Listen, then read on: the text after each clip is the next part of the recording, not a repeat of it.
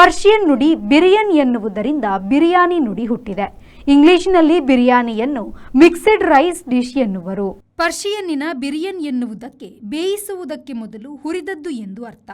ಪರ್ಷಿಯನ್ನಿಂದ ಮೊಘಲ ಅಡುಗೆ ಮನೆಗೆ ಬಂದ ಬಿರಿಯಾನಿ ಇಂದು ಭಾರತ ಉಪಖಂಡದ ಬೀದಿ ಬೀದಿಗಳಲ್ಲಿ ಕೂಡ ಸಿಗುತ್ತದೆ. ಮಾಂಸ, ಉತ್ತಮ ಅಕ್ಕಿ, ತರಕಾರಿ, ಸಮಗ್ರ ಮಸಾಲೆ ಹಾಗೂ ತುಪ್ಪದ ಬಗೆಯನ್ನು ಬೆರೆಸಿ ಮಾಡಿದ್ದು ಬಿರಿಯಾನಿ. ಕೊನೆಯಲ್ಲಿ ಇಕ್ಕಡೆ ಶಾಖದಿಂದ ನೀರು ಒಳಗಡೆಯೇ ಇಂಗಿಸುತ್ತಾರೆ. ಹೈದರಾಬಾದ್, ಮಲಬಾರ್, ಕೋಲ್ಕತ್ತಾ, ಅವಧ್, ಲಕ್ನೋವಿ, ಸಿಂಧಿ, ಪಾಕಿಸ್ತಾನಿ, ಅಫ್ಘಾನಿ ಬಿರಿಯಾನಿಗಳೆಂದು ಹಲವು ವಿಧಗಳು ಇದೆ.